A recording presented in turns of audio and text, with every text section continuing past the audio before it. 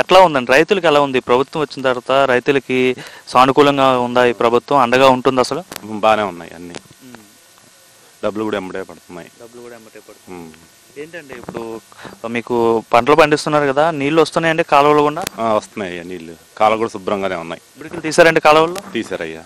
ఇంతకుముందు ఎట్లా ఉండేవండి కాలువలు? ఇప్పుడు కాలువలు మాత్రం లేవు, ఈసారి మాత్రం బాగున్నాయి. కాలువలు మాత్రం బాగానే ఉన్నాయి. ఊడికి తీయలేదండి గతంలో? తీలే.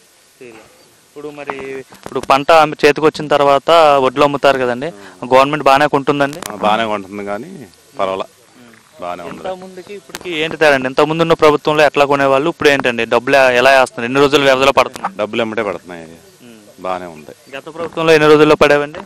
అప్పుడు కొంచెం లేట్గా పడాయి, ఇప్పుడు బాగానే పడుతున్నాయి. అంటే రైతుకి డబ్బులు ఎమ్మటే పడడం వల్ల ఉపయోగమేనండి? వెంటనే ఉపయోగం కదయ్యా మరి.